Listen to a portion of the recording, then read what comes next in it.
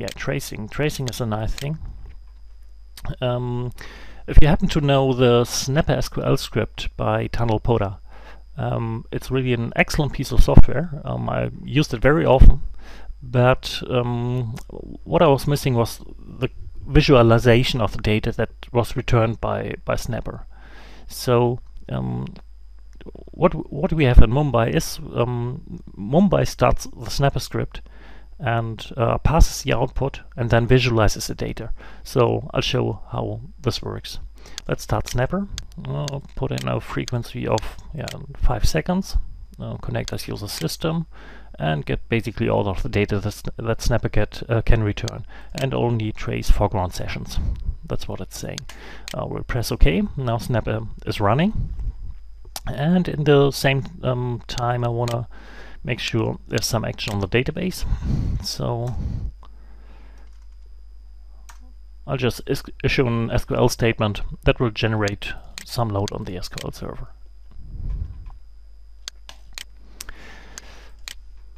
So every 5 seconds, StatSpark will generate data here, and you can browse this data in these tables. There's a stat table, basically with wait events, time events, ledge contention information, and so on.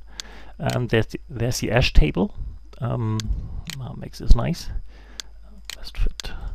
And it basically shows which okay, it shows the wait times for basically by SQL ID. And this is the kind of data that you get. It's textual data that you usually get with Snapper, which is brilliant really for troubleshooting performance problems, especially without having to install anything on the database side.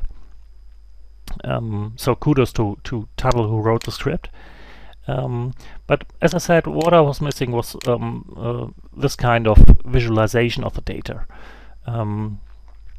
So now you have something that really speaks to you, or speaks to your manager or your customer. You can very clearly show what a performance problem looks like in the database. We have wait events chart, which shows wait events as it says. It can always be customized, which events you want to show.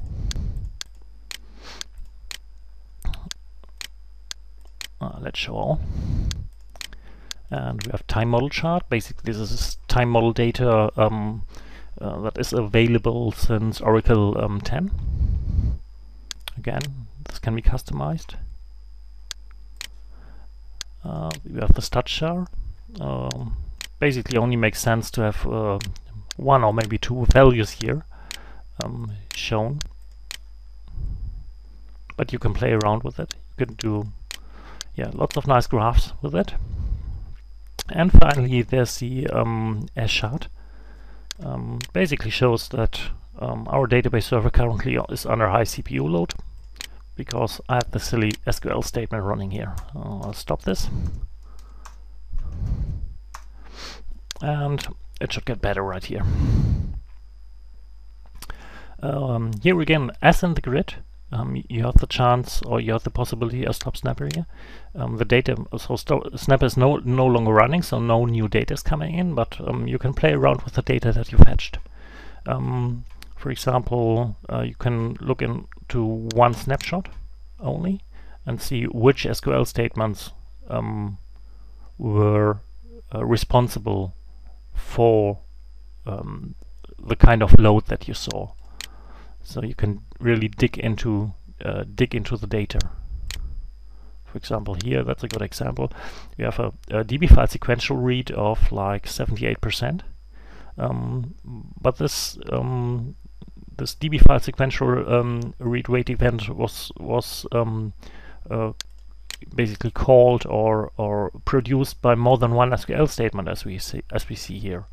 The main contributor was this one, but there were other contributors, and this is some kind of information you only see when you dig down into the data, as I did it here. Okay, that was Snapper. And finally, one of the or the last main feature I will talk about in this webcast is the support for StatsBug. Once you select the StatsBug tab here, Mumbai will look into the database and see which StatsBug snapshots are there. Currently, we only have StatsBug snapshots for one instance there, actually the running instance itself. And we can select an interval. Basically, right here we selected the first StatsBug snapshot and the last StatsBug snapshot. And now we have these kinds of functionalities here that we can issue on this interval. So for example, we can see if any parameter were changed in this interval. I'll issue this. No parameter changes were detected. Not unusual. Okay, try another one. Look into wait events. So this takes some time. Oh, that was pretty fast actually. This is again tabular data that you can slice as you want, as I showed previously. But there's also graphs, for example, absolute wait times per second. This will show you basically it's like the top 5 report from the StatsBug reports, but for lots of small intervals.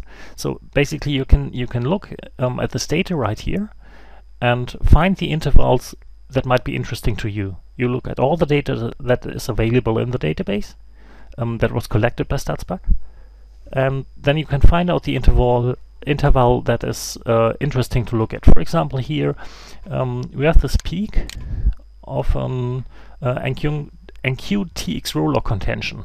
Basically, I produced this myself with basically an select for update on dual from 2 sessions, just to have a peak here. But as you see, if you would have done a StatsBug report from start to finish, this one might not have been in the top 5 events, because it depends on how long the problem existed. So, but if you look into this graph, you always see any spikes, and can look into specific intervals which show spikes, and this is the reason for it. So we had this one peak for the TX roller contention, and there's another peak for DB CPU, which was basically me again issuing a stupid SQL statement. So for having a first look at StatsBug data, for maybe for StatsBug data for a month or 2, it's very nice and a good feature to find the intervals that you would then like to run StatsBug reports on. Okay, one further thing I would like to show is Mumbai's console window.